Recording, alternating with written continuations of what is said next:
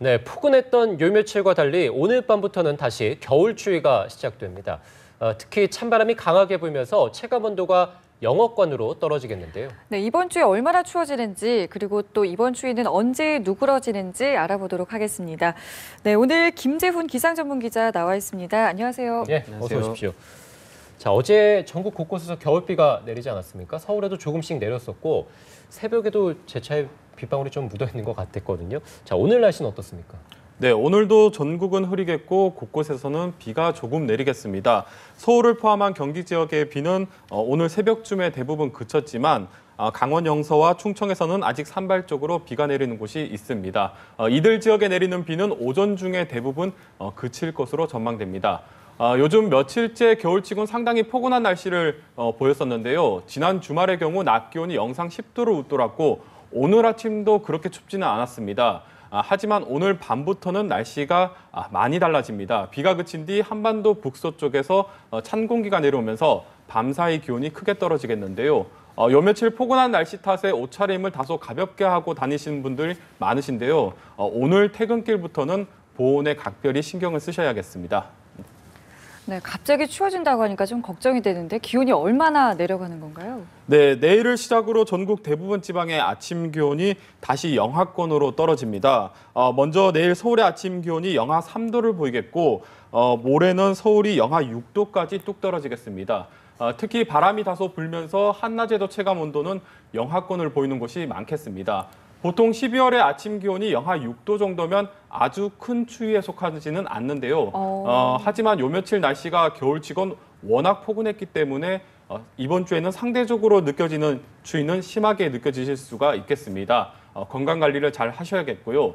이번 추위는 주말 아침까지 이어지다가 낮부터는 누그러질 것으로 전망되고 있습니다. 한편 서해상에서는 눈구름이 만들어지겠는데요. 수요일 충청과 호남, 제주에서는 눈이 내리는 곳이 많겠습니다. 수도권과 경기도에서도 한때 눈발이 날릴 것으로 전망되고 있습니다. 네, 뭐 일단 큰 추위는 없다고 말씀을 해주시긴 했는데, 자, 요즘 가장 큰 날씨의 골칫거리죠. 이 중국발 스모그가 계속해서 말썽인데 오늘 어떻습니까? 오늘 미세먼지 농도는 괜찮은가요?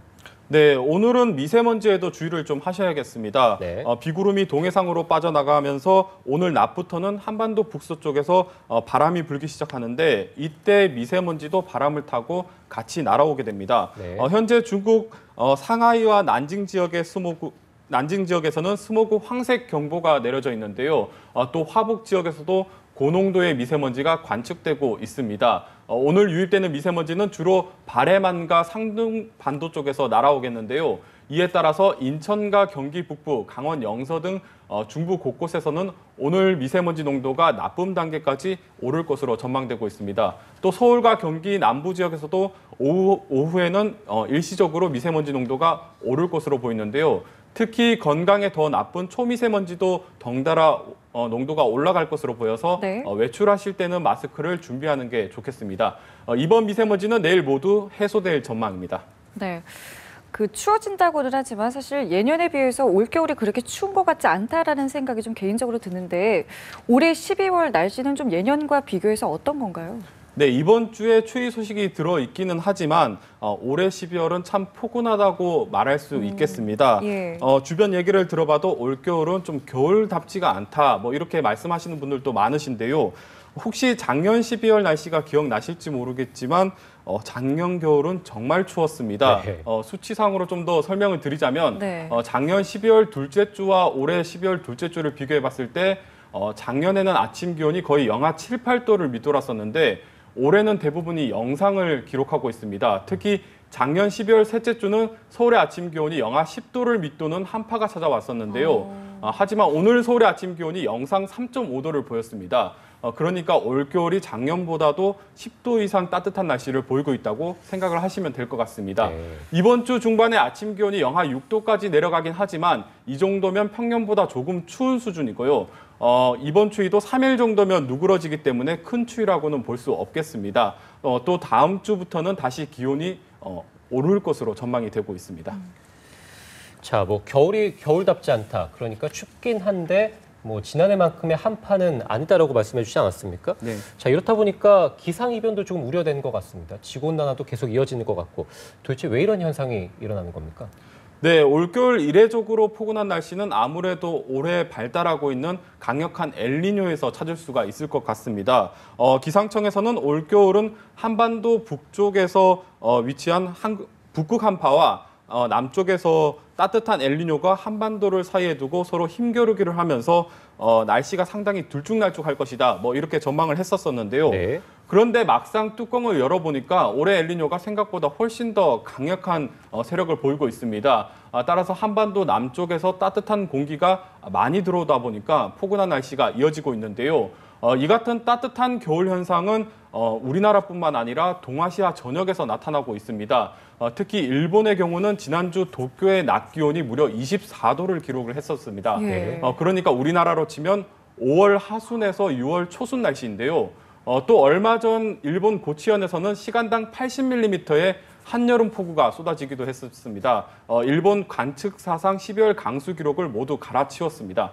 이런 것도 모두 엘니뇨의 영향으로 뜨거운 열대 공기가 유입되기 때문입니다.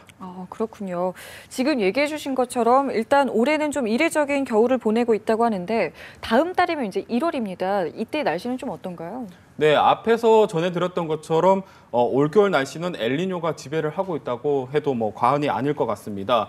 보통 동아시아 지역은 엘니뇨의 간접 영향을 받게 되는데 이번 엘니뇨가 워낙에 강하게 발달을 하다 보니까 간접 영향으로도 한반도 날씨에 상당한 영향을 주고 있는데요.